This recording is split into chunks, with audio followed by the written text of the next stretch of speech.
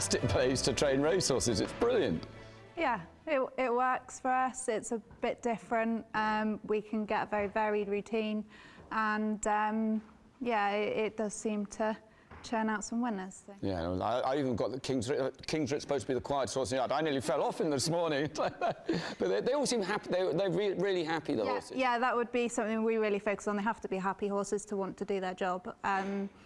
So yeah, it would be something that we're really focused on. And obviously sad circumstances. Richard, your late husband, it must have been a nightmare time for you. Yeah, very.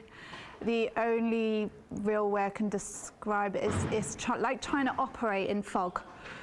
Very thick, dark fog. And the only thing that I could really focus on is that every day I had to wake up to a little girl that expected some sort of life, happy life, and I want her to remember that life is worth living, and she loves the horses. It's always been something that we've done, and I'm really lucky that the owners have supported me and enabled me to continue doing what we have always done. And I suppose you worked so hard that you've almost worked your way through the situation. Yeah, people deal with things differently, and definitely for me, having that routine, you have to get up, you have to do what you do every day, and it does pull you out, yeah. And I know you've been a big supporter of the mental health issues and trying to highlight that.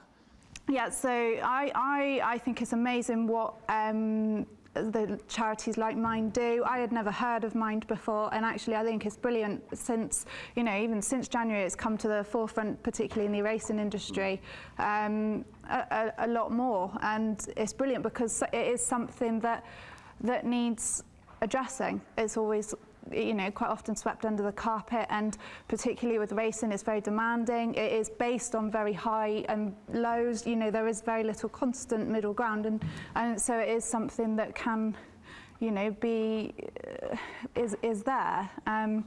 So and that's really helped, I think, for my family and everything. You know, raising money for Mind, it's something that Bella can look back on, and yeah, they've been brilliant.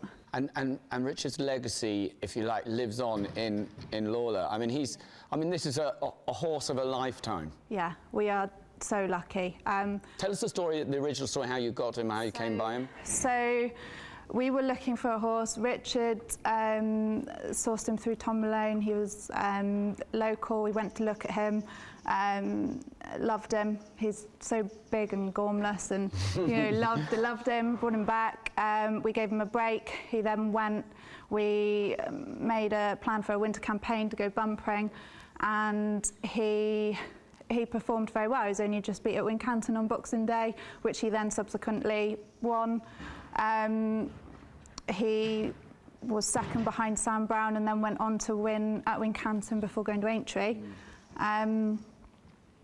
Yeah, that was a fantastic, you know, fantastic start. You always dream when you start out of getting a horse like him. And for us, it is a big dream because it's a very small yard and opportunities. We're working with very different budgets to a lot of people, and it is a big dream.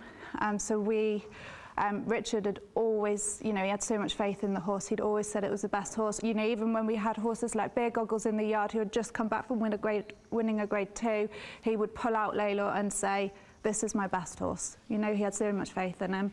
I think he even said to Sean Houlihan the very first day he went when he went to Wincanton, "This is the best horse I've ever trained." So brilliant. Everyone's always had so much faith in him, and he's never let anyone down. And you've gone to all the big parties, you've taken on all the big boys, and you've beaten them as well to win that Grade 1 Aintree. I mean, yeah, incredible. Yeah, it was an incredible day. It was very emotional. It was very stressful. The beginning of the day, you know, I was very lucky. I had Darren there and my sister Stephanie for a lot of support, but it was very overwhelming, and I felt really chucked in at the deep end. But at least we all knew as a team that we were going there, having done everything we could to get him right for that day.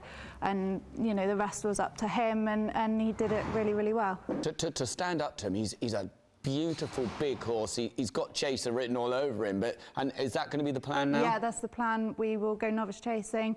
It's always been the plan. You know, we were just biding our time until we could get him over a fence.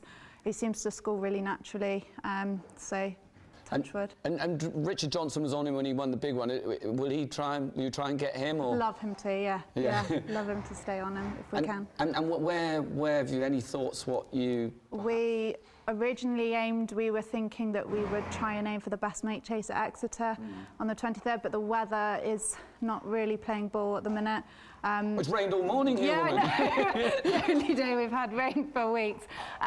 It will need to keep raining. We won't risk him on anything that's not, you know, not good enough ground. And interestingly, for a horse like him, I mean, you've kept him to 2 miles, but he looks as though he'd be better over a bit further, perhaps. Yeah, I think he would stay further, but just for the minute while he is playing the game at 2, we'll keep him at it. Kayley, you know, to have a horse like him is absolutely brilliant, but it does come with its pressure as well, doesn't it? Yeah, it definitely does. You know, you are thinking all the time that you've got to get everything right, but you know, you don't turn those opportunities down. We are so lucky to have him, and we know it. And he has always been a horse that has pulled everybody together. He's fixed a lot of broken parts for us, so he's, you know, he's very special. And your daughter, when I say #1 fan, it's absolutely ridiculous. Yeah, they have the best relationship. Yeah, he loves her. She absolutely adores him.